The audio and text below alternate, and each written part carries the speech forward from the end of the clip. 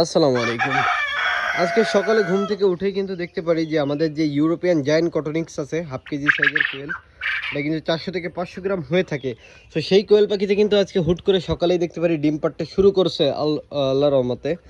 এটা কিন্তু আমি ভাবছিলাম যে 60 থেকে 65 দিনে ডিমে আসে, কিন্তু আল্লাহর রহমতে এটা কিন্তু 45 থেকে 45-46 দিন বয়সে কিন্তু আমার এখানে ডিমে চলে আসছে। এখানে সকালে ঘুমের থেকে উঠেই দেখতে পারি যে 2 পিস ডিম আল্লাহর রহমতে দিয়ে দিছে, এটা দেখতে পাচ্ছেন। আমরা সবাই জানি যে প্রথম ডিম মুরগি হোক পাখি হোক সবাই অনেক ছোট ছোট ডিম পেড়ে থাকে, সেই তুলনায় কিন্তু এই জায়েন্ট কটনিক্সের ডিমও কিন্তু জায়েন্ট কটনিক্সের মতোই বড় হয়ে গেছে। পুরোটা একটা ডিম ছোট হওয়ার বদলে জাপানি কোয়েলের সাইজ হয়ে গেছে, দেখতে পাচ্ছেন। এগুলো কিন্তু 20 ডিম, এগুলো কিন্তু আমি আমার খামারে প্যারেন্টস হিসেবে আনছি। এখানে মাত্র 25 পিস আনছি, ঠিক আছে। এটা 400 থেকে 450 গ্রাম হয়ে থাকে। এটা হচ্ছে ইউরোপিয়ান জায়েন্ট কটনিক্স। এইগুলো পাখিগুলো কিন্তু আপনার ডানা থাকা সত্ত্বেও কিন্তু উঠতে পারে না। অনেকে আছে ব্রয়লার কোয়েলও বলে থাকেন, দেখতে পাচ্ছেন পাখিগুলো কতটা শান্ত হলে একটা হাতের পরে বসে আছে, ঠিক আছে।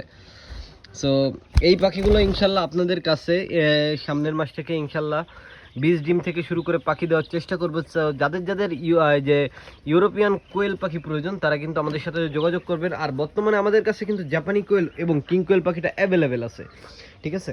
সো আপনাদের জাপানি কোয়েল আর যে কিং কোয়েলের যে 20 ডিম বা পাখি যদি কারো প্রয়োজন হয়ে থাকে তাহলে কিন্তু আমাদের সাথে যোগাযোগ করবেন। ইনশাল্লাহ সকলকে এ গ্রেডের বাচ্চা ও এ গ্রেডের পাখি দেওয়ার চেষ্টা করব। সো ভালো থাকবেন সবাই। আসসালামু আলাইকুম।